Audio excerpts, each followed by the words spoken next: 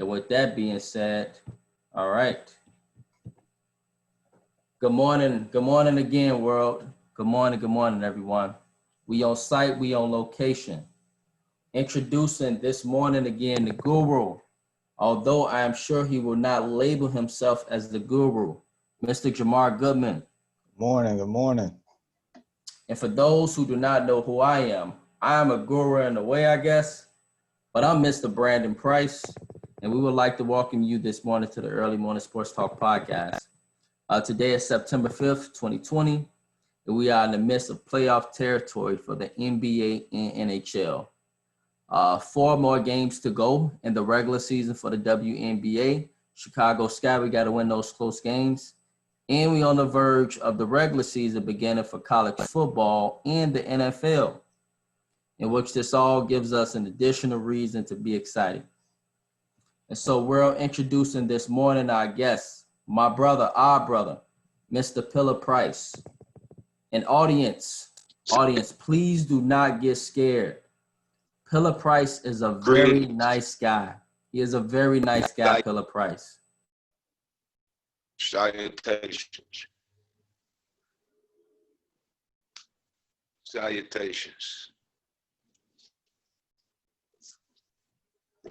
He said don't get scared. And he just has his name, y'all. Better get in tune. The brother got skills. He calls himself Lil C Pilla, and you can YouTube him with Lil C Pilla in your search, or you can find him on Spotify or other platforms. But he calls himself that because when he spits, y'all, it's like he's spitting bullets.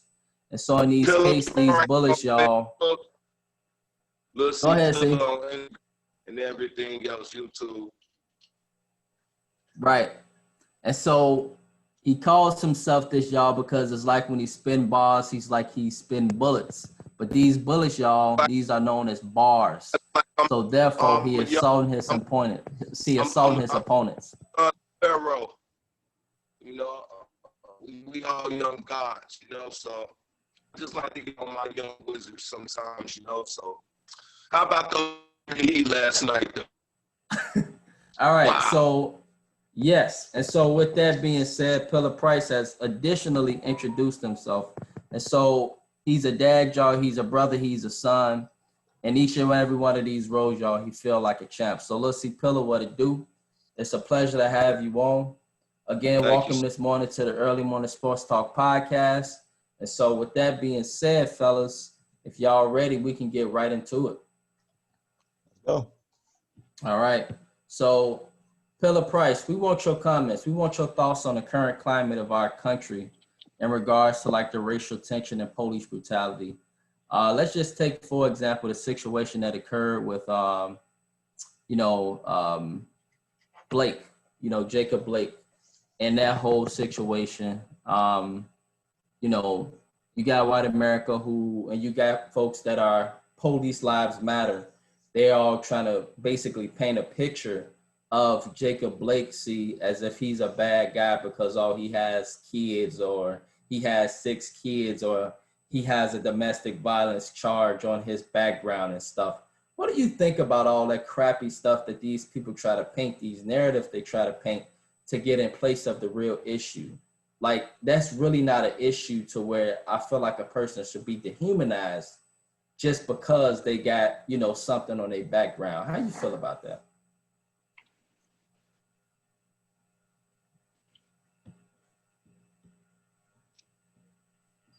We got to pause in this video.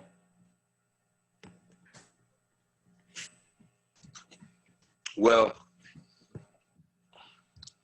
what I think about it, is that it's a systematic thing. It's a problem from the whole to top to bottom is a problem. So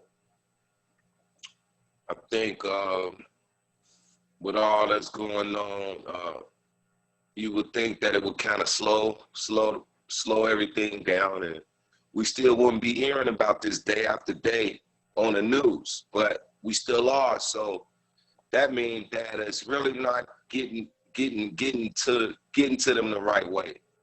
I feel if they're gonna go out here and be violent and use their weapon. I feel like every time they use their weapon, there should be some type of downgrade, whether it's a pay cut or whether they take a cut from their pension. Mm-hmm. It's got to be some type of repercussions to make them want to slow down, because they can like R.I.P. Mr. Floyd, but it's just like the cop who killed Tim. He's still eligible for $1 million pension after killing somebody. Wow. So it's a systematic thing. Somehow it has to change. Like, even it was a case that I just saw recently with a guy. He's from Chicago. He went to New York. They put a plastic bag over his head. It was actually it was almost worse as the George Floyd. It was damn near worse, and it happened before the George Floyd case. So this been going on far too long in this country, far too long around the world for young black men. It's just got to stop somehow. It got to stop. It's a system thing. It should be able to be charged and booked just like regular criminals. You know, don't you go out here and use your weapon, and then you only get 3 to 4 or 5 years for killing somebody, shooting somebody 16 times. So it's a static thing. They got to change it from the top, man. Yeah. Yep, and I hear you. See, like, in regards to, I mean, this is news to us, but this makes sense. He definitely, that guy that shot Jacob Blake or George Floyd, they all eligible for those pensions. Those are things that they gonna get regardless. They can basically, you know what I'm saying, Jamar, get on that job. They can go shoot the dog out of somebody, and they gonna still, you know, get their pensions. They still gonna live a high, good life. And all they basically doing, in other words, it sound like, is they shooting to go on a vacation. That's all it is. Breonna Taylor. Right. Thank you. You're right. Absolutely right. It sounds like as if they shooting, and after they do their dirt, they just pretty much going on a vacation after they do it. And, you know, they getting paid for it. I mean, that sounds like a pretty good high life to me. If anybody don't know, that sounds like a damn good life to me, to where you can literally do that and you end up on vacation after you did what you did. That is definitely privileged to the core. Definitely privileged to the absolute core. And so that is a point that I'm definitely gonna hit on, and that I'm gonna use definitely going forward, because yes, they do get pensions. They you know, that's almost like an incentive to just go out and kill. And I want to shout out all those cops, all those folks that are against, let's say, low class people. A lot of these cops, they have a very bad vendetta against low class people, or Republicans, low class people, people that you feel like take out of your pockets, that take away from your great living lifestyle. Oh, you make $1 million and you go crying like a little girl because you got to give up 33% of it. And you feel like, oh, I've worked hard and I've made this. As a result, you got friends who are cops, you got friends who are in that system. They go out and they execute the lower class. Once again, if that's making sense, viewers, if that's making sense, see, Jamar, these folks got an issue against the lower class, and I feel like in a way they're trying to get rid of them. Whether we talking from the virus, whether we talking from police brutality, whether we talking from arrests being made, different things in that nature. White folks, they feel like we would love you guys if you contributed more. And they seem to like the blacks that contribute, but they seem to somehow feel like the ones that aren't working this or doing that, they don't contribute, and that is a damn lie. How do you feel like they don't contribute? We all contribute, but somehow, some way, you got all this stuff going on, and you got this hate that's driven by that. Go ahead, C. And then once again, it's a systematic thing. To control our numbers is been a part of that plan for the longest. You know, every black male he makes out of 6 kids compared to the white male who makes 1 to 2.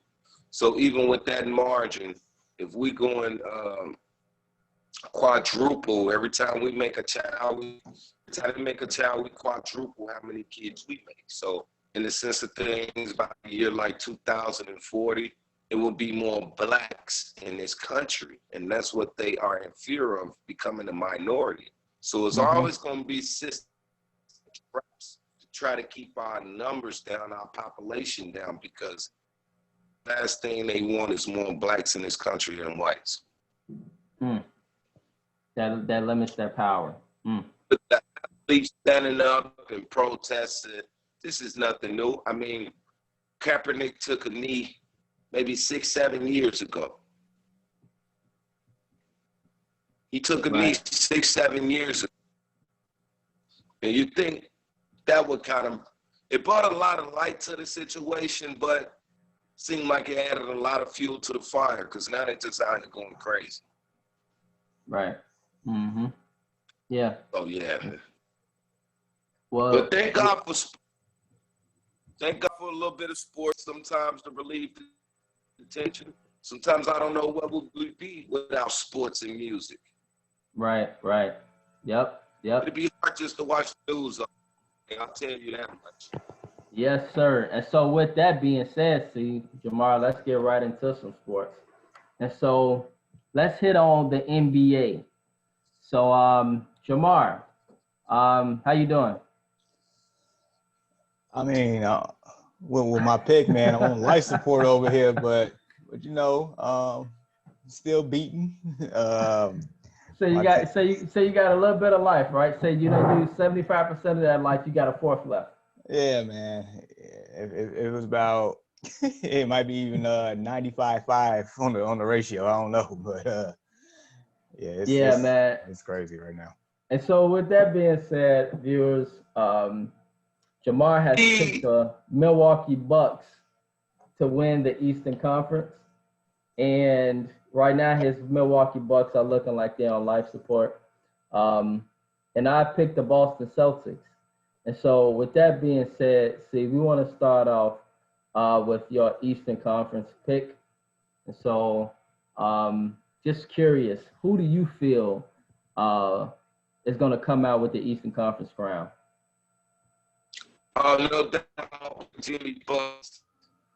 I mean, I'm not a fan of Jimmy since he was in Chicago. Actually, since he went to Marquette when he first came to the. It's like whatever team he goes to, him, Ron, I kind of like those. Hey, Abby. Hey, okay. Yeah, I approve of the Miami Heat. I think Miami Heat haven't lost a game yet in this bubble. They 7-0. Lost the game bubble yet. It's going to probably be hard for anybody to beat them. The next round, I think Milwaukee, they're cooked. They're well cooked, like a Thanksgiving meal. They're well cooked. So short though. I figured though, he learned another notch come playoffs because he has a veteran experience. And I saw when Toronto put the wall up against Antetokounmpo last year, shut him down. And Miami's did the same thing this year. They outrunning those guys. They just outballing those guys. 2 white guys, Robin and they can ball. You're talking about Tyler Hero and Duncan Robinson. Yeah. Right. I got Miami coming out. Actually, this might shock you guys. Let me tell you the whole thing, because I look at Jimmy Butler Alfred, and once LeBron left the East, we saw Kawhi stay in one year and take him there. So then I look to the East, like, who else would be alpha dog like LeBron, Antetokounmpo, Jimmy Butler. Mm-hmm. Mm-hmm. Yep. And so with Jimmy Buckets, like, yeah, the Heat, man, they are looking tremendously dangerous right now. They are looking like a team that's on an absolute mission. A Yeah, they team are. that, man, they defend, they don't give up easy buckets. They got size, they got perimeter defenders, they got scoring, they got a great front office, they got great leadership and the coach. Miami pretty much has the whole package, and they looking like the best team in the bubble right now. They looking like they will give the Clippers, if they were to meet the Clippers in the finals, a complete deep series. They Probably. really Because got one. They got one solid big man. He made the All-Star this year. How you pronounce his name? Adebayo, Bam Adebayo. Bayo. He's their only main big dog. They power forward center, but the way he Mm-hmm. balls is he got a It's lot of. contagious. They don't even need a lot of guys really because they got a lot of shooters, a lot of perimeter players that their 3-point shooting is off the chains right now. It always been off the charts. And Yep. Adebayo, he's a dog underneath. So you don't even really need a lot of guys. Right. Young big man in the league. Mm-hmm. Very active. Very active. He's very active. A lot of teams. As we Yep. can see right now with Milwaukee. Milwaukee has no answer for Jimmy Butler for the perimeter shooting. And Adebayo, he's just a dog. He gonna get his buckets. Mm-hmm. Yeah. And y'all know who else, y'all, for the Heat been stepping up, and he always seems to step up, y'all, in the playoffs? Jay Crowder. Another Milwaukee Cat. Another Marquette guy. So Jay Crowder, D'ing up Antetokounmpo. He's always been like a guy that when he get on the court, whatever team he's with, he wins because he defends. He does a lot of small stuff that don't hit the stat sheets. Then he can hit that 3 ball. And he been all up in Antetokounmpo's face. You literally see a wall, y'all. You see Butler right here. You see Dragic right here. They sweeping and smacking for Antetokounmpo hand. And then you got Adebayo right here, and then you got Crowder right here. And they all surrounding Antetokounmpo. Then the rest of the Milwaukee Bucks to beat them. Then the rest of the team to beat them. Dragic's been balling out. Dragic's been averaging over 20 points this whole bubble. He actually Miami team in scoring. Dragic, and he's coming off like a solid veteran and standing up when he needs to. We got our boy. What's his name? Is his first name Kendrick? I know his last name Nunn. Yeah, Yeah, he haven't been getting a lot of tick, but he's ready to go too. So they got a pretty good team. They got a real good team. And since the beginning of the year, I knew Miami was going to do good. Ever since Jimmy Butler took that chance and left Philly, I knew it was going to be a move because we got to look at Kawhi Leonard, Game 7 last year. They hit that lucky shot to be able to make it to the championship. Remember, Philly took Toronto to 7 games and Leonard last second shot and they went to the championship and won. So right now we're looking at Jimmy Butler could have just been a champion with Philly. Could have. I've been saying that for the longest. Because they didn't have Grant. Now Grant did been a whole different story for Toronto. Jimmy's the alpha dog of the East. He's coming out this year, and that matchup against whoever it might be. I got Miami winning the whole thing. So wait, why? All right. So me and Jamar, you definitely got our attention here. You got the Miami Heat now winning the championship.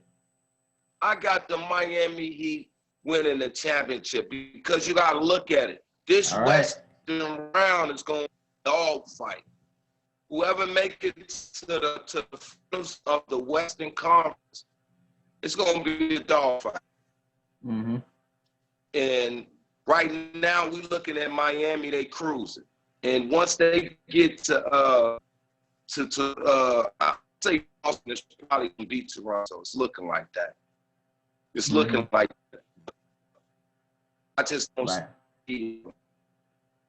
see Brown, Tatum being able to stop Jimmy, but I see Jimmy being able to stop them. Okay, right. All right. And so with that being said, Pilla Price, he has his pick in, and he has the Miami Heat winning it all, not only winning the Eastern Conference. And y'all, this is my brother. So I've been talking to him. He's been avid about the Miami Heat since the playoffs began. He's been avid about them in the regular season. Jamar has additionally always said Miami Heat could be a dangerous, dangerous team come the playoffs. And they are looking very, very dangerous for sure. And so, yeah, the Miami Heat, man, they are looking like, wow. They are looking very, very scary. And I mean, nobody expected Miami to be putting their foot on Milwaukee the way they put it on them right now. Nobody expected it. It hit us out of nowhere. But it's been a few people that's been predicting it, like Philip Price, like Jamar. So now it's right in front of us as we see right now. And so Miami Heat, they are pretty much one game away from, pending a miracle, they are one game away from the Eastern Conference Finals. And so with that being said, fellas, let's now get into the Lakers and Rockets. And so just curious, y'all, the Rockets, they took game one. And Jamar, we'll begin with you. Just curious, can this type of play that the Rockets are doing, can this be sustained throughout the series? And so, and for the fans and viewers out there, by the way, can you provide us with your pick for the series? And see, after Jamar, you can additionally chime in and give us your pick and your thoughts on game one and just for the series as a whole. But Jamar, go ahead. Man, so to answer your first question, I think it can sustain because this is the Houston Rockets that, I mean, they haven't changed their identity ever since the trade deadline. Like, this is definitely who they have been. Mm-hmm. They are a three-point shooting. They are a rugged, tough team that plays small ball, that boxes out your bigs, somehow, some way takes out the impact of the opposing team's bigs for whatever reason. And I think it's just because they play hard collectively down there between PJ Tucker and the Covington and whoever else they throw bodies down there. It's just like they fight harder, they want it. And they throwing Jeff Green down there as well, and even James Harden. And everybody is stretching the floor. So when they're on offense, it creates havoc for the other opponent, the opposing team on defense, especially a team. If you cannot defend the three against the Rockets, you're in trouble. Right. Because they are going to hit the three. I mean, every now and then they'll probably, as a collective, have a bad shooting night. But that does not happen often. And then when you have Westbrook hitting shots, right, that changes the whole game. It's like, go ahead. I was just going to say, bro, like with Westbrook, he might not show up against little peewee teams like the Thunder. And I'm not saying that peewee team because they arguably, that was my pick to win the series over the Rockets. I was picking the Thunder to win in 7. But I'm saying, y'all, Westbrook, he is going to get up to play against LeBron James. He's going to get up. Yeah. He's going to be ready. When it comes to superstars, he feel he a superstar too. Absolutely. So, and he is a superstar. So when it comes to playing against the top elite competition, Westbrook ain't gonna miss too many trips. No. And the fact that LeBron had a big couple of highlight plays against him yesterday, you think that's not gonna piss him off even more? He's probably the biggest dog on the floor. As far as his bite, he gonna come at you at full speed all the time. He's not backing down for nobody. And then there's no one on the Lakers, I feel like, that's gonna guard James Harden. So James Harden is going to continue to eat. Lakers, I mean, LeBron and AD just gonna have to continue to, play big each and every night. Mm-hmm. Man, I don't want to sound like I'm quote unquote capping or anything, but I mean I'm picking the Rockets in 7, man. I'm sorry. Wow. All right, y'all hitting me with all types of surprises this morning. So literally, we got Jamar picking the Rockets over the Lakers in 7. I actually have the Lakers winning in 7. And that's just because I feel like with LeBron's greatness, when the moment really matters, he shows up. He shows up. And I feel like with the Rockets last night, he was getting the feel of things, filling out the team. You know, what do they like to do? How can we, work things out? But I tell you what, this is the scary part about this series, y'all. The scary part is that if you feeding AD in the post and he getting 2-point buckets, right?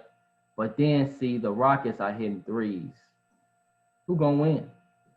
The Rockets. And so, and if they defending AD like they did last night, and he not putting in scoring and bucket after bucket, because James Harden continuing to get fouled, continuing to get to the free throw line, as he is not only a master that he's doctored that, he's a PhD in that. Absolutely. That man got a PhD in getting to the foul line. He gets to the foul line, he disrupts, slows down the game. And if he constantly doing that and they hitting the 3-ball, yeah, we thought the Blazers were scary. I've been saying the Rockets are even more scarier matchup. And on top of that, really quick, they defend when it counts. Yep. And that's been the difference. They've been defending. They have totally been defending when it has mattered, and they defended very well last night. And so, yeah, the Rockets. Go ahead, see. Westbrook is once again, he's a Jimmy Butler type of player, he's alpha dog, and when it's the time to step up, he's going to step up. We got OKC, CP3, and I suppose how to beat Houston. And then was going inside, punishing them with Adams and just keep going to the bucket. This is what the Lakers have to do. If it wasn't for Westbrook in Game 7 against OKC, and him and OKC and Chris Paul, we would be looking at OKC against the Lakers right now. James Harden did not show up that game, Game 7. Luckily, they made it out this series. So now they're back against the law. People talking about them. The Lakers gonna stomp all over them, so they came out with something to prove. Right. Only thing I can say is it'll be hard to sustain against a big team like the Lakers. Now, Houston got one game. I think Houston gets one more. Other than that, they're cooked. All right. I believe, just like with the OKC, that series, their shooting and all of that's going to go down. You know, they're going to get tired after maybe like game 2, 3, or 4. They're going to be a little tired. So they're not going to be shooting a high percentage like they did game 1 when they came out with something to prove. Now, all the Lakers have to do is just play a little bully ball, and it's over with for Houston. Slow the game down, play a little bully ball, and it's over. Nobody can stop LeBron. Nobody can stop Anthony Davis. Anthony Davis does not need to be shooting fadeaways against these guys. He needs to just bag them down and go to work. Now, if they want to go out there and play high school ball and run around and shoot threes and try to play the Rockets game, then it's over with for them. Yep, and that's what they tried to do last night. They tried to do that last night, and they got embarrassed. Yep. They thought the Rockets was going to be sluggish. The Rockets came out charged, and that's due to Westbrook feeling that's one. Right. Yep. Like top 5 to me in the league. So Westbrook going riding with him just like. So in that series, I really would like Houston to win, but I just don't see them. I don't see LeBron letting it happen. At least not this year. Right.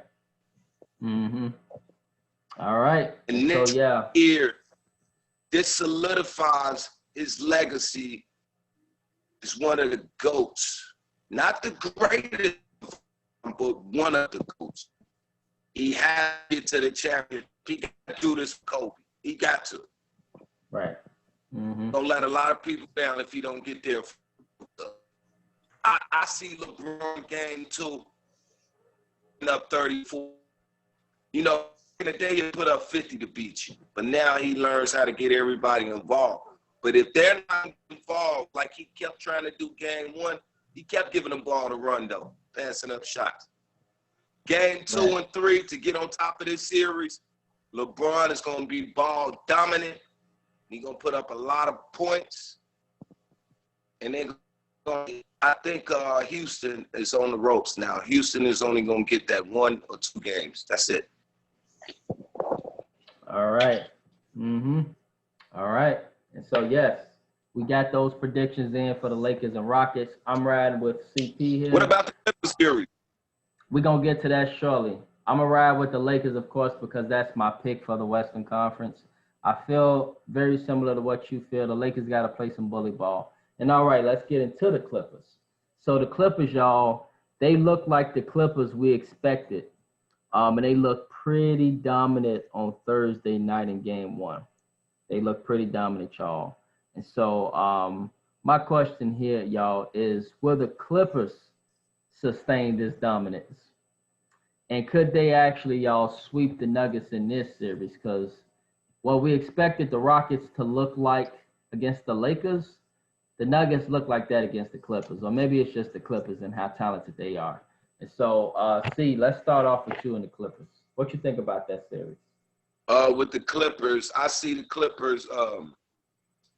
Well, I know Denver was very tired due to that game 7. Donovan Mitchell took them all the way to the wire. Yep. That boy, he's a dog. He's a new alpha dog. That guy, put him a few more pieces around Mitchell, he'll take you there. He's like Tatum. Mm-hmm.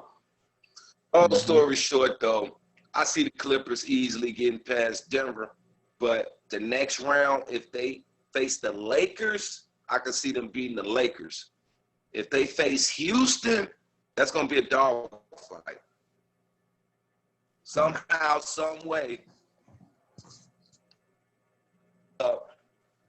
with their speed and those, you know, they don't have a lot of big men. They got a lot of dogs that can guard Paul George and Kawhi Leonard. Mm-hmm. You know, like big guys, it's hard to guard those guys because they quick. But Westbrook, Gordon, Tucker, Harden, all those guys are kind of stout. So, you know, Kawhi posting them up and doing this mid-range. I think Houston would be more ready for the Clippers than the Lakers. I could actually see Houston beating the Clippers. If the Houston Rockets beat the Lakers, they will beat the Clippers. Long story short. All right. And so in this case, we'll be looking at a Heat and Rockets finals, according to Pilla Price. And it sounds crazy to most viewers right now, but the way things looking, man, that could be possible. Who in their right mind would have expected that? But that'd be a great series. But I mean, that's the bubble atmosphere. Talking about firing D'Antoni, but somehow he's gonna make him all look like he is. He just look like he but game 1. Right. Mm-hmm. Yeah. And so, Jamar, let's get your thoughts on this as well, man. Let's get your thoughts on this Clippers series. Can the Clippers sustain this dominance, and could they possibly sweep the Nuggets out of this bubble? Yeah, can they possibly sweep the Nuggets? Absolutely. Will they? I mean, that's up to them. Because I mean, we saw last series, they took a couple of games to get going. Probably gave Dallas a little bit more motivation and confidence than they should initially. Right. Mm-hmm. I mean, we know Denver similar in a sense to Dallas as far as they can score. They can definitely score. they can't defend. So, you know, if the Clippers lock in, that can be over quickly. I mean, Clippers won the last 3 matchups against them by a wide margin when they decided to defend. So the fact that the Nuggets didn't even score 100 points, that lets me know that they probably want to be dialed in at this point and just take care of business and get some rest and be ready for the next matchup. But just to piggyback off of what your brother said here, if they somehow, you know, end up facing the Rockets in the next round, that will get interesting. That'll get very, very interesting. And so, yeah, Jamal, like to piggy off what you're saying, though, I gotta kind of disagree with both of y'all here. And I'm gonna tell y'all why on 2 separate occasions. When it comes, Jamar, to the Nuggets, I feel like the Nuggets, they can't score. That's their damn problem. They can't really score. And outside of Jokic, really, and Murray, who the hell is this Morris kid they starting point guard? He is hot garbage. The man don't score. I don't know if he defends well, but I guess. Who is Vic Beasley? Not Beasley, Vic Beasley. I'm thinking about the linebacker, but I'm talking about Beasley for the Nuggets. He don't put up no buckets. Jeremy Grant, he probably the best scoring option outside of go ahead. See, what was you saying? Beasley's playing, but he's pretty good. Number 25. Yeah, but he don't score. He don't put up no buckets. Yeah, but he's a team player, role player. He's an official. So if he take 8 shots, he's more than likely going to hit 4. He's that type of player. So it's a team player, and that's what Denver has always been good for, being a good team. They have a real good team. Beasley, Craig, he's actually pretty good. He's a starting point guard in this league. When Murray went down, he kept the torch going and he kept them in they spot, and he's pretty good. He's pretty good. He's underrated in my opinion. He's a starting point guard. I'll take him on the Bulls any day. Right. Yeah, of course. We'll Bulls take anybody. It's just with the thing he has to defer because this is maybe his second year. Yeah. I mean, I look at it like this, like they have a system that definitely, you know, gives them the ability to put up points. I mean, you know, Murray can go get a bucket anytime he wants to. Jokic, he can do it all. I don't know if Murray can do that this series, y'all. I don't know if Jamar can go get buckets against the Clippers like that. All in the perimeter defenders. I don't know if he can do that. And that's what I'm saying. Like, when the Clippers choose to defend, it's a wrap. Point blank, period. It's a wrap. Mm-hmm. But I'm saying, like, Denver does have talent that can score. The only real defender on Denver's starting lineup is Harris when he you know, actually healthy again. Everybody else is not known for their defense.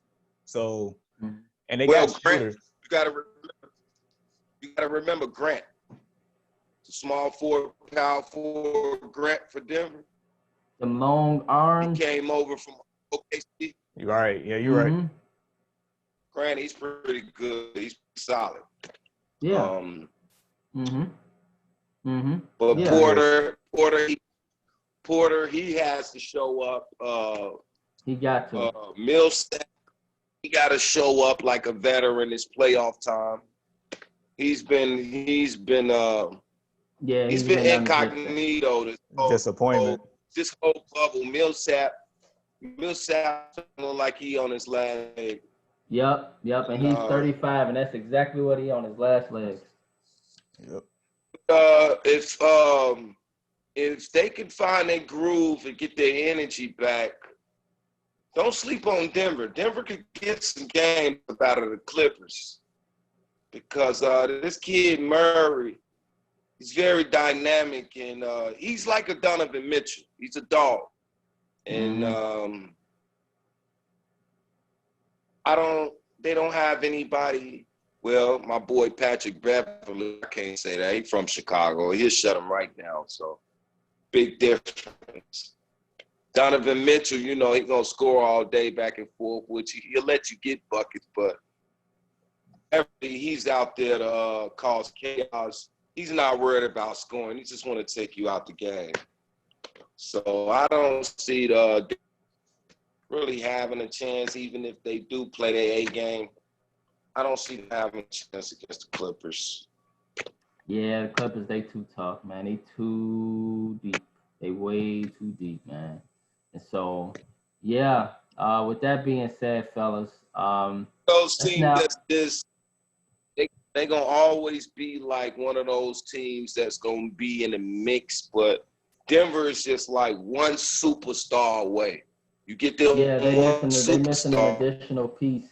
They missing an additional piece. because they got a bunch of stars but no superstar. You got one superstar with a bunch of stars, you can make something happen. Right.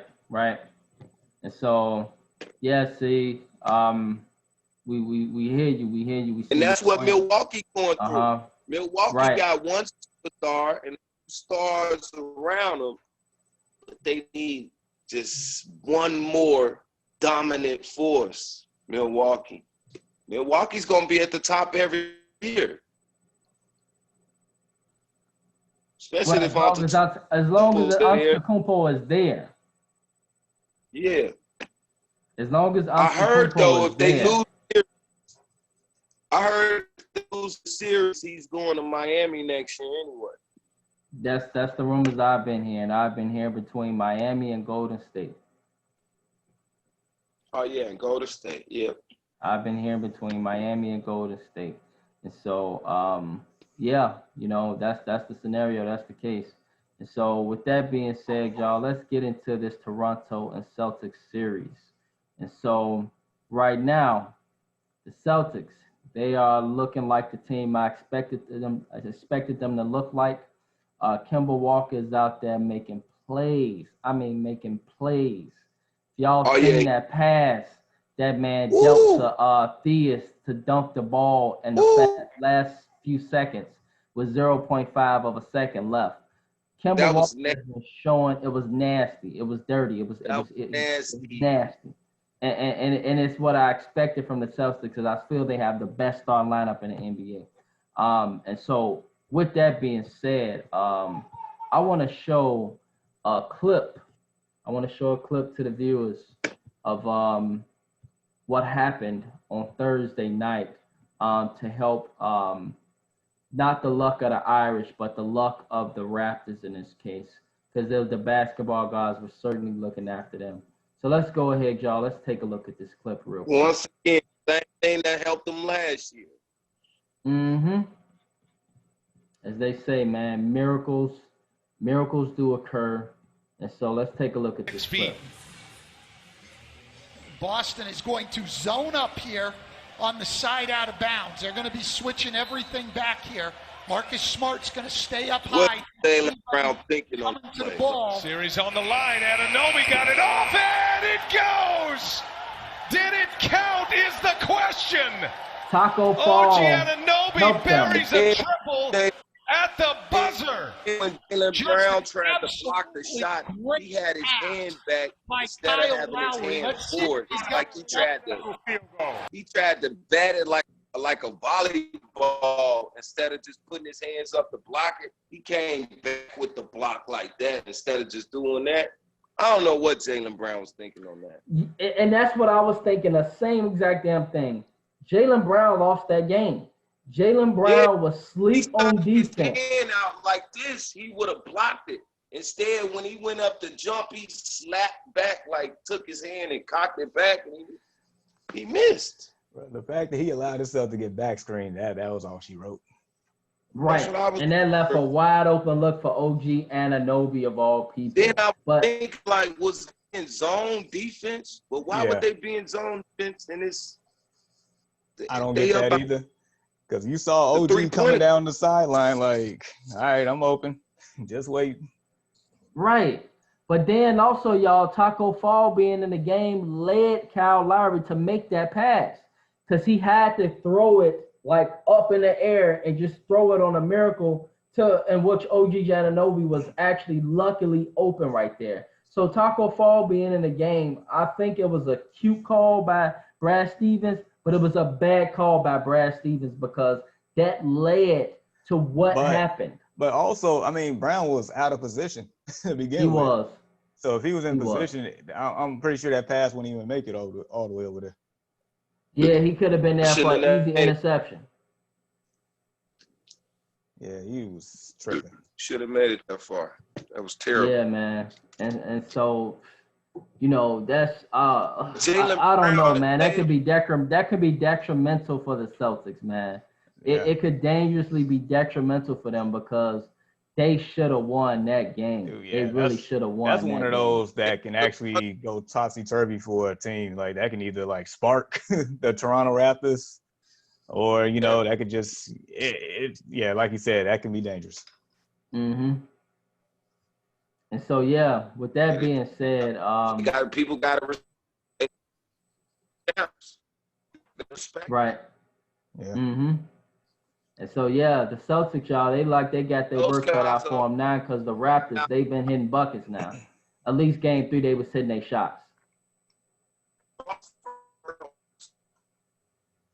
Go ahead, see. That was Boston first lost this bubble. Yeah. Mm-hmm. That was first loss. Right. And so with their first loss, it's a hurtful loss for sure. It is a hurtful loss for sure. And so, yeah, I got a question for y'all, fellas. But if you look at it, go ahead, see. Your boy Tatum went almost like 5 for 2. That happened. So for them, he had a bad game 3. And it's no contest. Right. He only had 10 points. Right. And so with that being said, fellas, I got a question for y'all. And see, we'll start with you. Jamar, you can chime in next. Can the Celtics rebound from this? Can they rebound from this, or will the Raptors use this as a catalyst to get back into this series and possibly go ahead and take it? Now, it's hard to when you let a team get momentum because we looking at a team that a champs, so we have to respect it. Right. No matter how they got there, they won the championships. You got to respect that team, and but can Boston bounce back from this? Yeah, it all depends on Tatum. I think it all depends on Tatum because Tatum is he's stepping being just a superstar. I mean, a star. He's showing everybody he could be a superstar in this league. You know, like he can be like top 5. He you know who he remind me of? He remind me of an old basketball player named he's just a more athletic and more fluent Allen Houston. Okay. Somebody like that. Like I would put him in the Kobe range, but Kobe got his own category. Kobe was next to Mike because all the shit Kobe do. So, but Tatum, he's definitely one of those alpha dogs. Him in the East, you keep him in the East, he's gonna be a contender every year. Him and Jaylen Brown are like two of my favorite up and coming young basketball players anyway. They both just dogs. They are. So I think Boston gonna get the job done. I think the jig is up for Toronto. They kind of lucked up. If they continue to get lucky, who knows? But I think it's up for them. Those young guys, they smell blood in the water, and they're not playing around. I think Tatum can come out, put up maybe about 40 next game. And the series is going to be over with. That's probably about the only game you're going to get. Toronto only going to get one game. And you know what? As a person that picked the Boston Celtics, Pilla Price, I couldn't agree with you more. And so, Jamar, go ahead, brother. Let's hear your thoughts. And you know, Three's company, man. I feel like the team that's working harder to stay in this is Toronto. it's just like, Boston it's easier for them to, put up the points and make the stops. And I feel like Celtics will get it done, man. They'll get it done. Yeah, yeah. And so, I stand in agreement with you fellas. The Celtics, they are looking very dangerous as well. And if we have a Celtics and Heat Eastern Conference Finals, oh baby, that's gonna be a series, baby. That's gonna be some basketball for you. That's gonna be star power. That's gonna be defense. That's gonna be scrappy. It's gonna be everything. I can't wait to see Marcus Smart and Jimmy Butler lining up against each other if that was to happen, of course. So yes. All right, fellas. Let's now head into a question I got for y'all in regards to awards. It seems like Giannis Antetokounmpo, he gets a lot of regular season awards, including Defensive Player of the Year, and a lot of people are thinking that he'll get MVP of the regular season. So Clippers, Montrezl Harrell, Sixth Man of the Year, Giannis Defensive Player of the Year, Giannis MVP, soon to be John Morant, Rookie of the Year, and NBA Coach of the Year was co-recipients between Mike Budenholzer of the Bucks and Billy Donovan of the Thunder, and then Comeback Player of the Year and Brandon Ingram. Just curious, fellas, do you all agree with these awards and were they given to the right individuals? So, Jamar, let's begin with you, bro.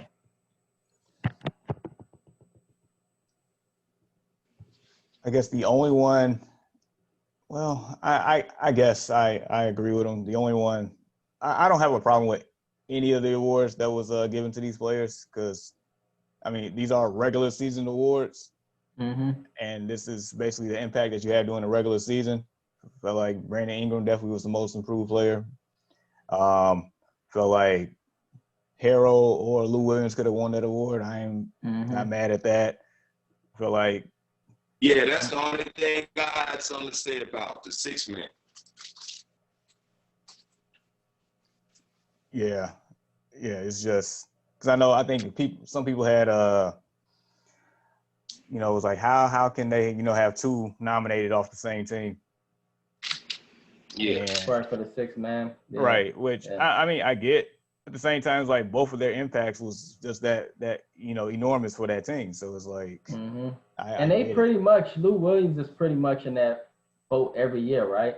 He's won that award. It's literally between him and Jamal Crawford was in the league.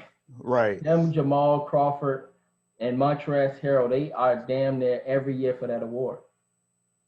And rightfully so, because like especially them two could be starters on any team they want to be at this point if they really want to be. Now, Defensive Player of the Year, I definitely don't have a problem with that one. Some people may disagree.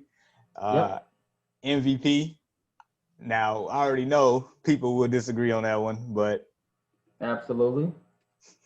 But no, I definitely feel the other way for a lot of different reasons there. Let's see. Biggest thing is Giannis is, if he does win it, it's basically him on that Bucks team compared to who like LeBron and AD on the Lakers, and with Anthony Davis basically leading every statistical category on the Lakers except for assists. It's like I feel like that should almost cancel each other out. That's how I feel personally. Giannis has to do a lot more for that team. That's how I feel. Yeah, about that's that true.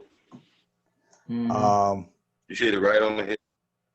Coach of the Year, like I don't mind it being split between who you say Budenholzer and Donovan. Billy Donovan. Especially Donovan's case, like that's amazing. So I personally don't have a problem with the awards being, going to the people that it's going to. Yeah. And so I think for me, I don't have a problem with the awards. I do have a problem, however, with Giannis winning both the Defensive Player of the Year and the MVP. A lot of people, they state like, Giannis, he leads in a lot of statistical categories for the Bucks. and helps with their overall efficiency and different things when he's on the floor and stuff. You got people that don't want to take it in the paint. He can defend the perimeter, but it's a lot of numbers that like stand in defensive categories, y'all, that stands with Giannis, which leads to him easily being a defensive player of the year. But I just feel like it's a lot of dog defenders out there that really I felt were better defenders this season. And my pick would have been Ben Simmons of the Philadelphia 76ers. Another lengthy guy, another guy with long wingspan, long arm span, great defensively for the Sixers. The Sixers' problem was scoring, just like similar with the Nuggets. The Sixers' problem was scoring. They couldn't defend. They could not. They could defend. I mean, they just it wasn't an issue with defending. And Ben Simmons, you look at his statistical categories and you put him up against Antetokounmpo, and they are very, very similar.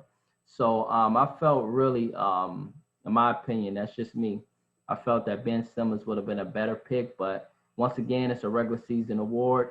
It's an award that generally goes to somebody with a great team, a great record. Milwaukee, y'all had the best record. So they're going to get awards. They're going to get awards. They're going to get possibly an MVP. They're going to get possibly a coach of the year because of that record that they sustained during the regular season. And just also with MVP, congrats, Antetokounmpo, you will win the MVP, but I just strongly feel that LeBron really every year is damn near the MVP of the league because every team he's on, they win. Every team he's on, he facilitates, he leads. He is really, in my opinion, the most valuable player. The most valuable player. That's an award that I feel goes to LeBron every single year. And so a lot of people, however, still feel that LeBron was the MVP. And I don't disagree with him. But Antetokounmpo, it's a regular season award. And so they had the best record and, they ran things in the East for the regular season. So I guess you give it to Antetokounmpo, but we know who the real MVP is every single year, and that's LeBron. Go ahead. At the end of the day, we got to look at what LeBron did last year. Only the latest this year is AD. Hands down, AD was this year. Mm-hmm. The same numbers Antetokounmpo put up, AD was putting up in New Orleans. But guess what? He's on the Western Conference. It's hard to get shine over there. Right. That conference is strong. Everybody's good. You let AD come home. Let AD come home to Chicago and see what type of numbers he put up in the East. Defensive player of the year should have been Jimmy Butler.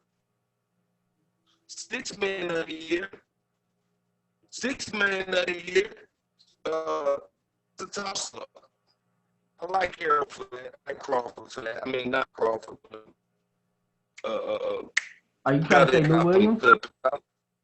Lou Williams? Coach, it definitely should have been. I even have Chris Paul. Paul should have been in the MVP. You should have got some votes for the MVP, Chris Paul. Paul should have been. I mean, look what he did. That's a really good one. Chris Paul for MVP with that team. With that team, see, and how he led the Thunder to their record. Chris Paul, you're right. Yeah. He should have really got some consideration for MVP. Because look at the team. Man. And the 6 man went to Schroeder.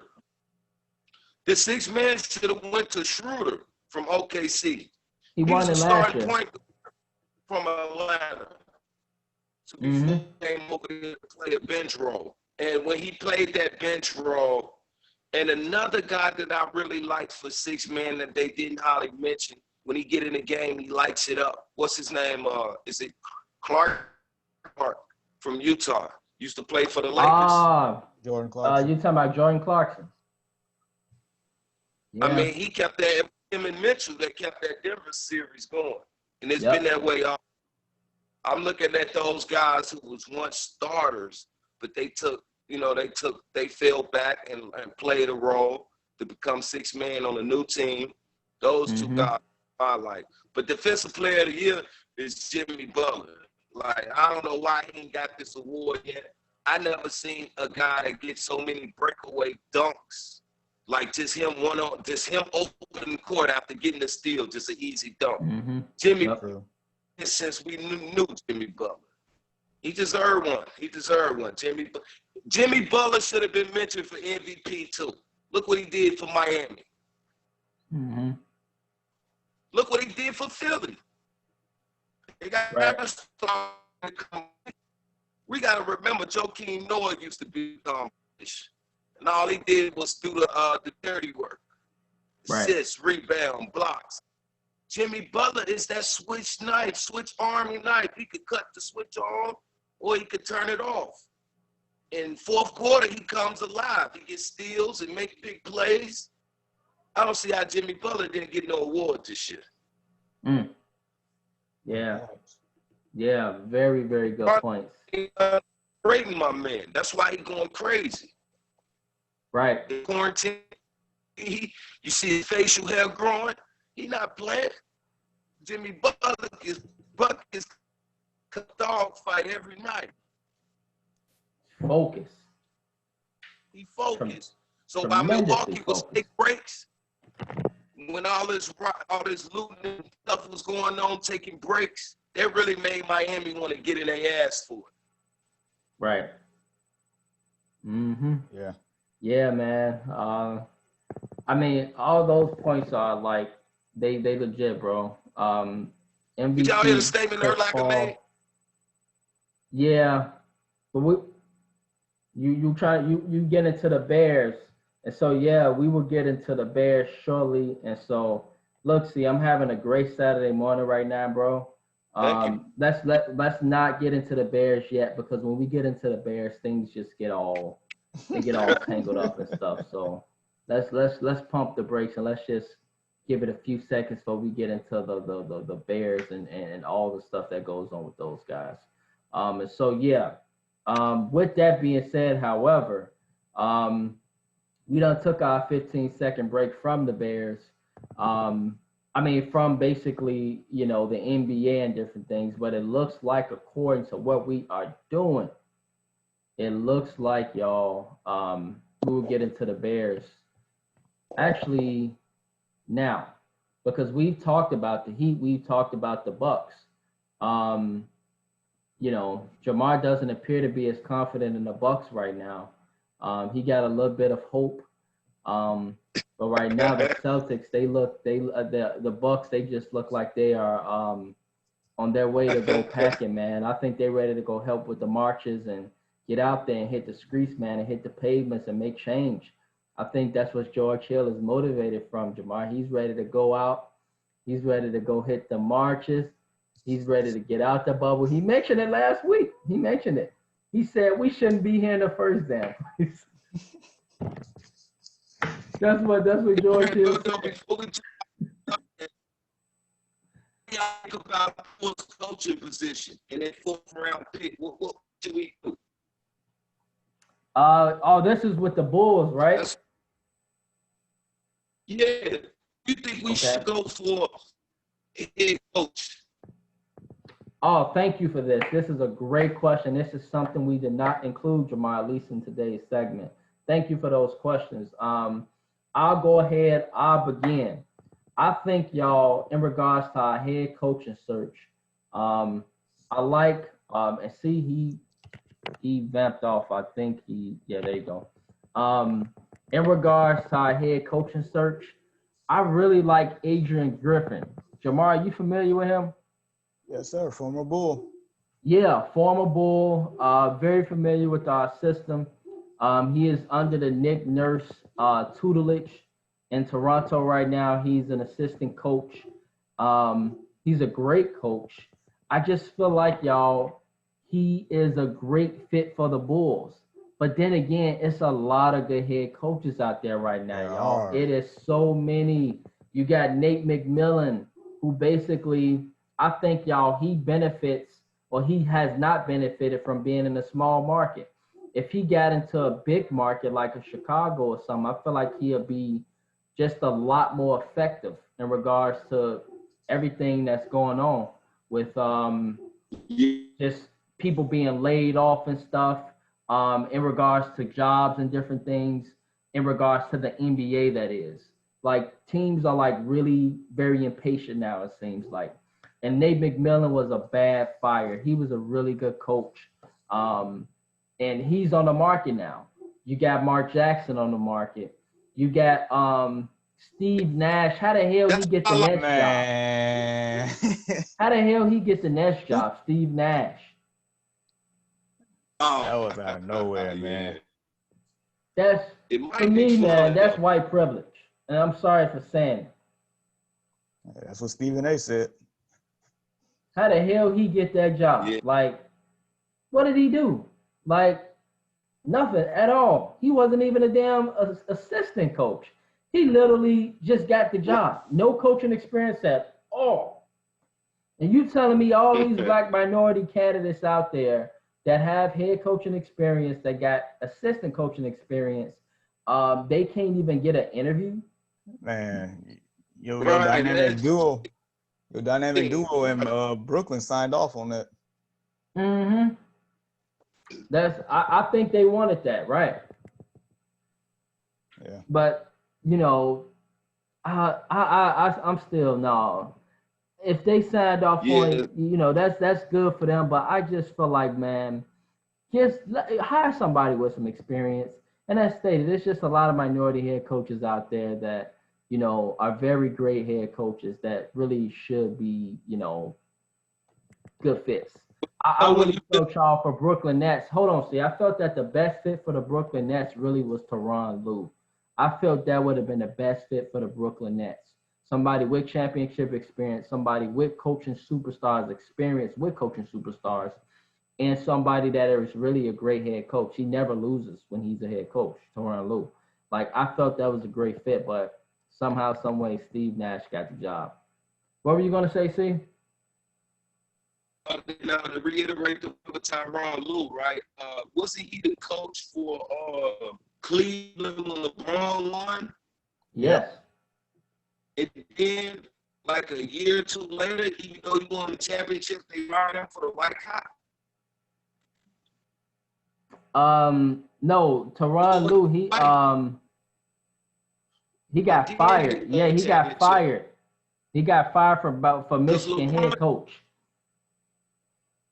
Yeah, that's what I'm saying. When we players like KD, LeBron, they want a certain type of coach. They don't want a Popovich, I don't think. They want somebody where they can call their own, you know, like Mike did with Phil.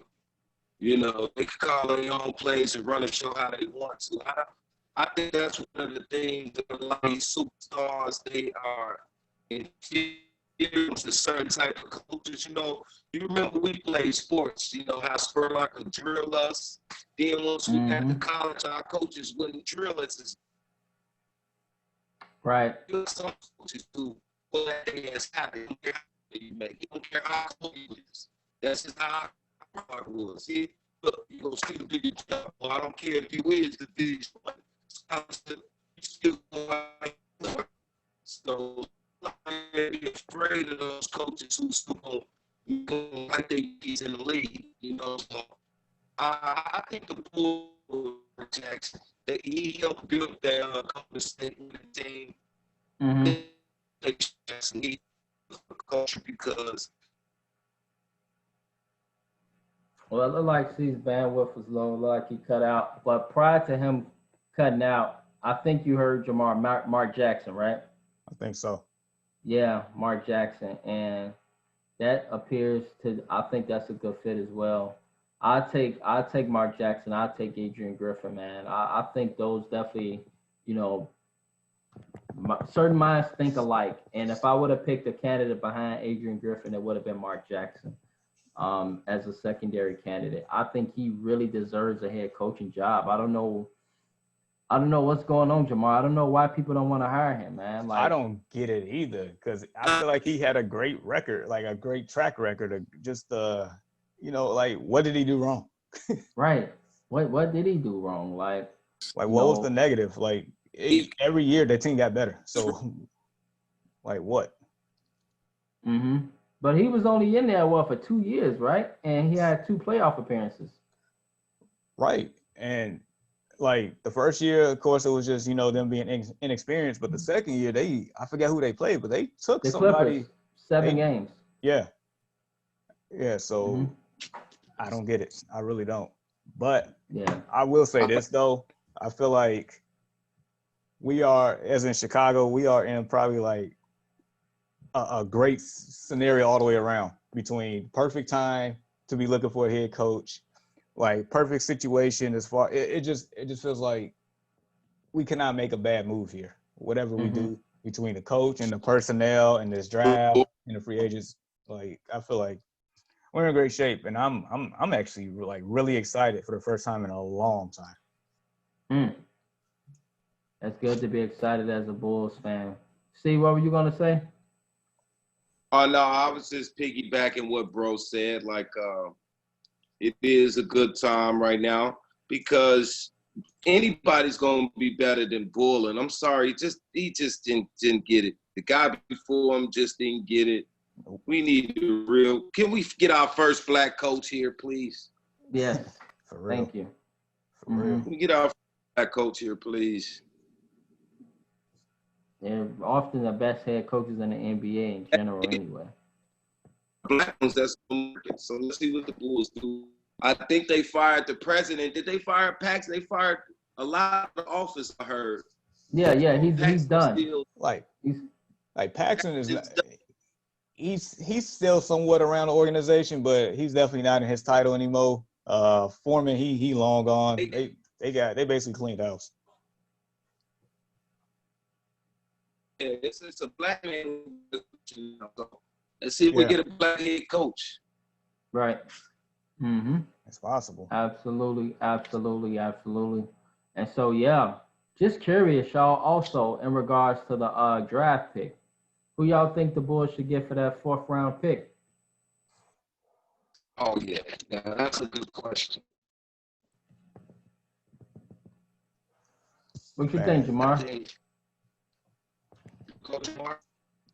Like, so I want one of those top 3 players, and I'm hoping, and I especially want LaMelo Ball. That's just my personal opinion. That's my pick. I would love LaMelo Ball. And there is, I guess, talks of him maybe sliding down to the 4th spot. I mean, if so, that's perfect. But if we don't get Edwards, Ball, or Wiseman, I feel like you trade it. I feel like you trade it and get somebody with immediate impact, just like that rumor with Ben Simmons. I would love that, or whoever else that might be available. I don't know, but yeah, that's how I feel. We can't get one of those top 3 players. Just go get somebody that can win games right now. That's young. See,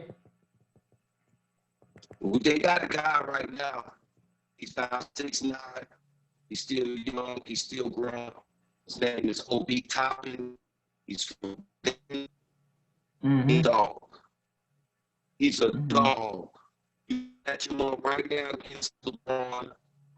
He's like NBA right now. This guy, he's like he got 3. He got defense. He can dunk you out of nowhere.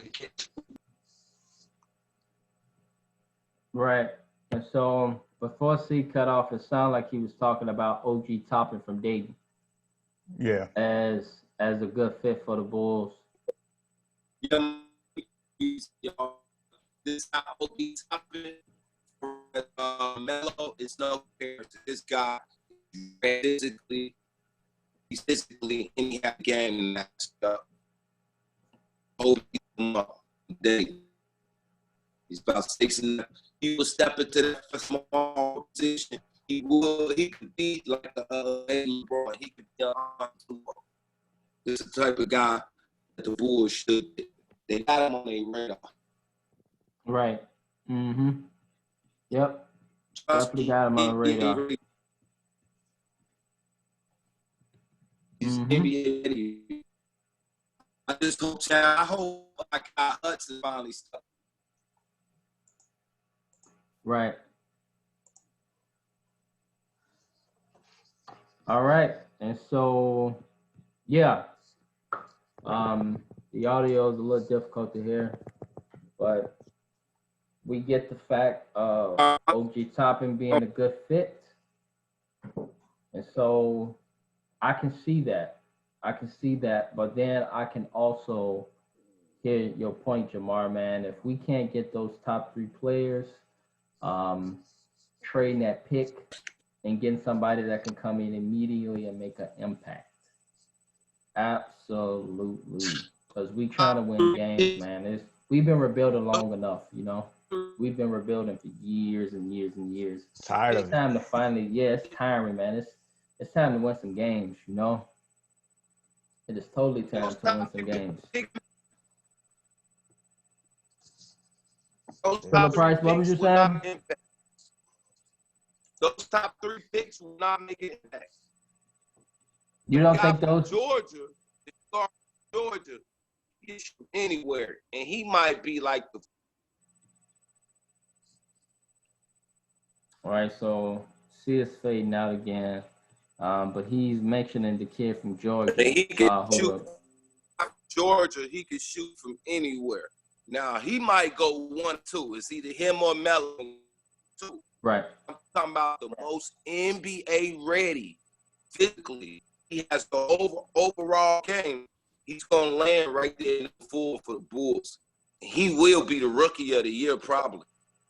Look, Brandon, guess what he is? He's a bigger Tatum. He's a bigger Tatum. Come on, open topic. Right. He's a bigger Tatum. He's a bigger Tatum.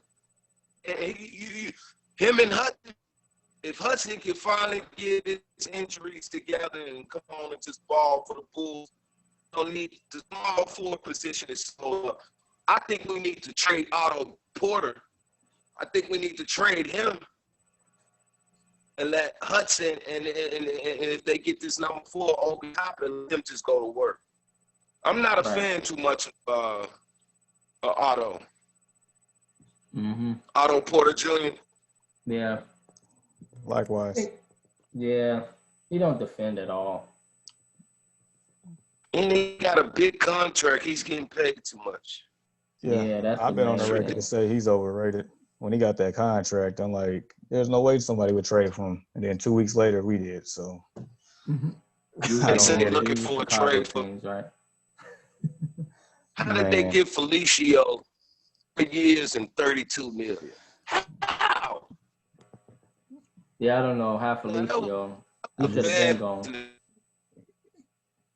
I'm just glad that front office ain't there anymore. Yeah. Yeah. And so with that being said, fellas, yeah, man, the Bulls, you know, we'll see what they do. I'm hoping for a good year this year. It's about time. But y'all, let's get into some more misery of Chicago sports. You know, when we talk about the Bulls, we talk about the Bears. Somehow they always just make ill-advised decisions. And so with that being said, let's talk about another ill-advised franchise, our Chicago Bears. And so I don't know if you guys seen the news, but Mitchell Trubisky has been named the Week 1 starter. So Matt Nagy, he has let the cat out the bag. Mitchell Trubisky, they said it on ESPN a few hours ago. He has been named the Week 1 starter. So just curious with Trubisky, do you guys agree with him being named as the Week 1 starter? And so, Jamar, let's begin with you, bro. Just curious on what your thoughts is. You agree with Trubisky being a Week 1 starter? I mean, I'm fine with it because this is his last leash. This is it. Like, if he gets pulled, you won't ever see him out on the field again unless injuries or something like that. This is it. So I guess it's only right to, you know, especially with no preseason or anything like that, it's only right to, like, give him the keys to the car one last time and see if he, you know, mature enough to handle it. So you don't, you know, give the team any DUIs or tickets, anything like that. Actually drive us to safety, get us to the playoffs here. You know, win us some games like he did 2 years ago. Like, you saw the potential then. And last year was a year of regression between him and the coach and the play call and everything else, decision making. So I mean, I mean, they didn't pick up the 5th-year option, so this is it, buddy. Either you're going to get it done or we going to find somebody else that's going to get it done. Right. So, yeah. And I stand in agreement. They had to start Trubisky because he, been around for so long. He's been around, just for a number of years. He knows This is the fourth team. year. He knows everything. Yeah, this is his 4th year. And so, he's, arguably and righteously, he should be the week 1 starter. But this is his last legs, like Jamar said. You got to start him. You got to see what he can do. Nick Foles is right there waiting, just waiting. And so if he doesn't pan out, then we just see that we made another bad draft pick. And we got to eventually just move on from Trubisky. So the Bears got it right to start him week 1. We'll see how he does. And the pressure's on Trubisky pretty much to lead this franchise. So, C, just want your thoughts. Like, did the Bears get it right with starting Trubisky week 1? Did they get it right? No. Once again, they didn't get it. Okay. So in this case, we got C stating that the Bears didn't get it right, that they didn't get it right, and that Nick Foles in this case should be the starter. In this case, I would start. Okay. My ceiling is I feel like the ceiling has already been reached. Like the defense is only getting greater. If this guy doesn't step up this year, he go like. But usually, I would give a guy. He got three years. So if he's not productive by the 3rd year, he has to go. And you see what we did with what was the quarterback, Culver? What was his name? Yeah. Jay Cutler. Jay Cutler, right? Yeah, 9 years. Mm-hmm. He's a quarterback for years. Right. We can't do that with this guy. We cannot play around with this guy that long. I say put Foles in. I say start Foles off right now. And we looking at maybe only losing 3 games if we let Foles come. Right. You're saying basically we looking at losing games if we got Trubisky starting, and we can't afford that. Yeah, something about his accuracy. Like they let Mahomes. They didn't pick Mahomes. They didn't pick the quarterback from the Texans. They didn't even pick. Watson. I think Lamar Jackson was in that. He was in that draft as well. Lamar Jackson was in that draft. They chose this guy. Golf, I think, went number 1 for LA. Okay. Then we got Trubisky at 2. We traded up.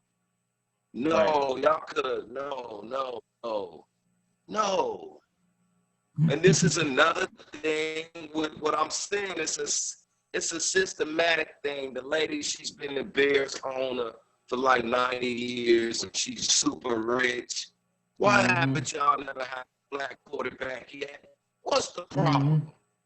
Y'all won't even draft a black quarterback. If they couldn't see McComb was going to be the truth, I don't know what they were seeing. If they couldn't see Lamar Jackson was going to be the truth, I don't know what they were seeing. Watson from Houston, if they didn't see he was going to be the truth, I don't know what they're seeing. Right. They should have drafted a black quarterback. Been drafted one. And if we would have drafted one of those black quarterbacks, imagine where we would be right now. They traded up to get the only white quarterback that know how to run because they know all you need with a good defense is to have run. You know how to run. You know what I'm saying? Come on, like how many? No. Trubisky, I don't know, man. Like some days he got it, then some days he don't. I don't know. Right. It seems like he's just mentally he's there sometimes, then mentally he's not. It's like we don't know what we're gonna get. But with Nick Foles, we know what we're gonna get. You know we know exactly what we're gonna get. But when he take a Trubisky is turnover or a unpredictable. sack, he's like Foles is like a Tom Brady to me, man. He's a vet. He's very tall. It's gonna be hard with a good system. If Foles thrive, he'll do great. Right. Yeah. And so, yeah, man, that's, He's to your not point there in regards to starting not Foles.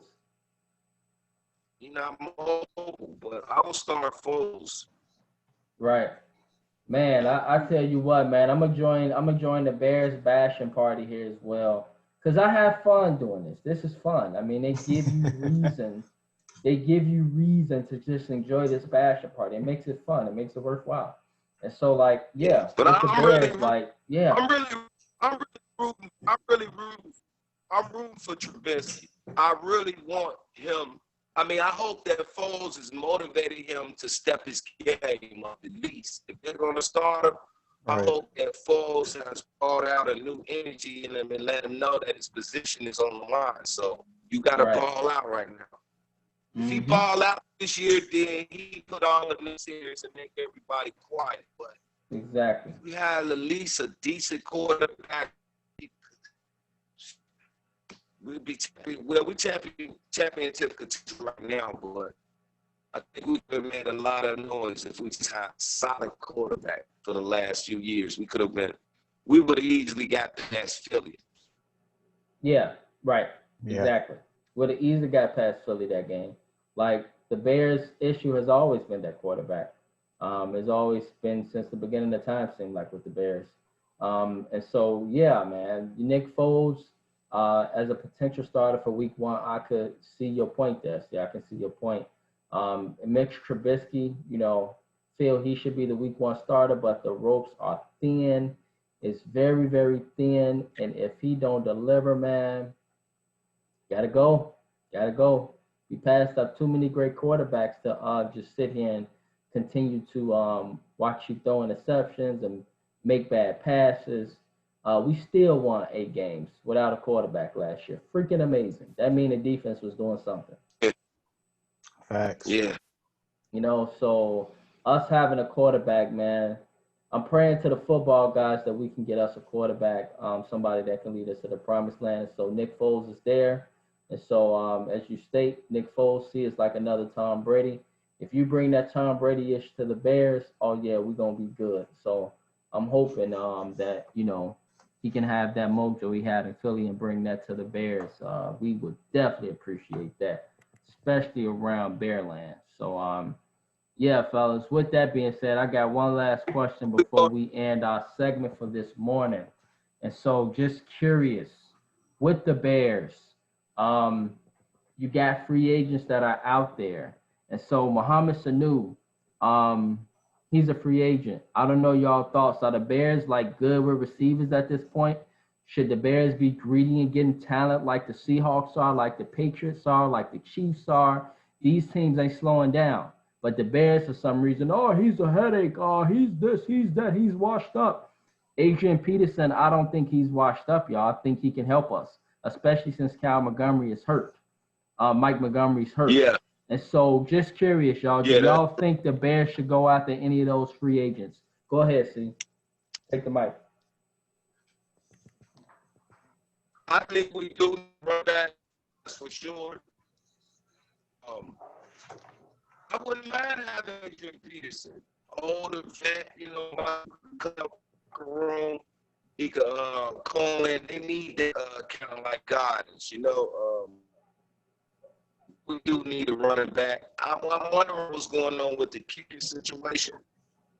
Because Lord knows if we had him, we would be as well.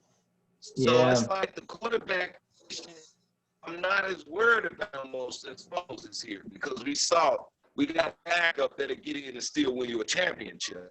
So the quarterback is not really our biggest issue. I just want to make sure that we have a game and kicking game with that defense because that's what we need. You can call it a run game with that defense, you can win. And see, think about it, right? Like last year, right, Jamar, if we had a kicker last year that would have kicked a few field goals for last year, we would have won 10 games. I never forget Yeah. that San Diego game we lost because Oh of the yeah. kicking. San Diego. Shit, one of them cost us the playoff. Like, you know, The problem. I mean, yeah, man. So, you know, and Cody Parker, y'all, he's a free agent again. Maybe we can pick him back up. I'm joking, Yeah. y'all. I'm really joking. See, I wanted to just, you know, see what y'all was gonna I say heard about that. they banned him from Chicago a week later. Yeah, Cody Parker, y'all, he left the Bears and went to a team, I think the Dolphins or something, and they cut him like really quickly after that. So yeah, man. Right now, the kicking situation, that's a really good point. The kicker lost us at least 2 to 3 games last year. He lost us those games. So yeah. And so yeah. I'm excited to see what this defense gonna do. I'm excited, Yeah. man. Now the cornerback position, we gotta see who we gonna put right there. That the right corner. But Bust the screen, maybe. Maybe you can start screen, right? Bust the screen. yeah, Shrine. I think Shrine though. I know he's our starting nickel, but Right. maybe we could start him. We could start him there too. Right, but don't the Bears got a rookie? Don't they got a rookie second corner, rounder. y'all? Right. Yeah, Let him out there. Jalen At this Johnson. point, I would say let him play. Okay. Yeah. Okay. But Yeah.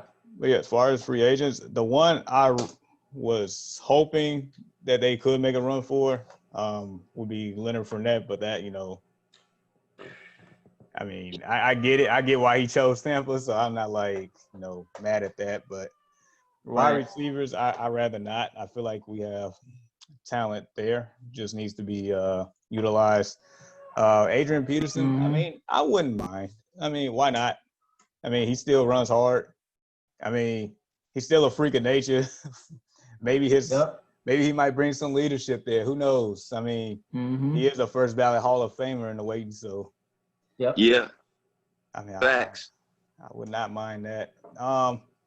You know, anybody that's, you know, maybe add more depth on the secondary if you know, opportunity presented itself, because you can never have too many corners or safeties. But I mean, all in all, I feel like the group we got is basically who we're gonna bring into week 1. I mean, I am excited about the defense, but I know our offense got to at least move the chains for our defense to really show out like they did 2 years ago. Right. And who do we got week 1, y'all? Who we got Detroit. Week 1? Detroit. I figure. Yeah. Okay. All right. You got to send that message to the Lions. So, yeah. How about the White Sox? Woo! How about them Sox? Right now. They balling right. Yeah, man. I'm looking like a genius. I told y'all the Sox would be good this year. I told y'all. I told y'all the Sox would be in first place, and here they are. Man, but I am enjoying the wave. They threw a no-hitter the other day. Yeah, man. Yeah. That was only the 9th time in like the 9th or 10th time in Sox history. And it was the first one for this season too. I think the only one so far. Yes. Yeah, the only one. Yeah. And so yeah, the White Sox, man, they looking good. But the Cubs, y'all, got a similar record. Do y'all think we got a red line series this year in the World Series? I would love to see. Now that'd be. I love to see. That'd be epic. I mean, shoot. I mean, New York had the Subway Series 20 years ago. How come we can't get a red line series? I'm telling you, man. Addison versus Sox 32. City would be going crazy. Absolutely, man. And right now they both looking good. It's just the Sox, they're a lot younger. So they legs ain't gonna burn out at all. No. My manager at work was like, so the only thing they missing is like experience, because when playoff time come around, they gonna like, you know, have it to put it all together. Right. So we'll see. We'll see. We'll see. And yeah. And so yeah, with that being said, fellas, I appreciate y'all time. Pilla Price, we appreciate you, man, for coming on to the Early Morning Sports Talk podcast. We appreciate your expertise. You brought some valid points this morning, man. And so, with that being said, well, we appreciate everybody tuning in. We will have audio for you guys in regards to on the bottom of the screen, so you guys will be able to tune in and listen in on Spotify and different platforms and stuff. And so, Pillar Price, thank you again, my brother, for joining us. And that concludes our episode today of the Early Morning Sports Talk podcast. Pleasure. Yes. It's a pleasure. And so, yes, Pleasure. yes. Thank you for joining. And so, with that being said, yes, just quickly, and I had to remind myself, any final thoughts? So I need some final thoughts from both of y'all, fellas. For me, I'm gonna just say this quickly, y'all. Stay safe, stay social distancing, wear y'all freaking masks, man. It ain't about you, it's about the people that aren't as healthy as some other people. Look out for those people. And lastly, you, Chicago, inner city, y'all, put them guns down. And so, Jamar, go ahead, give us some final thoughts, and then see you can finish this off. Jamar, any final thoughts? Yeah, I was just gonna reiterate a couple things you said. Put the guns down, keep the mask on. Just overall, 2020 has been a year for the ages, and more so in a bad way than a good one. So just try to make it out the rest of this year alive. Telling you, I hear you. See, any final thoughts? Yeah. Same thing you guys said, and if anybody out there need motivation, need any guidance or need any help, might need their family to be praying for, y'all tap into my brother Brandon Price, the young up and coming reverend out here. He will get you young guys right, whether it's putting you in the sports related talk or also sports camps that the church have for the youth as well. You guys stay in tune with Brandon Price. He's a movement alone. He doesn't need a whole army behind him. He will help you. Tap into this brother's show. Tap into him if you want to get on a prayer line since the church is closed. And if that doesn't help motivate you, just look me up on YouTube and find some of my music, and I'm pretty sure you'll be there. The Price Brothers got y'all. We love y'all out there. Thanks for tuning in.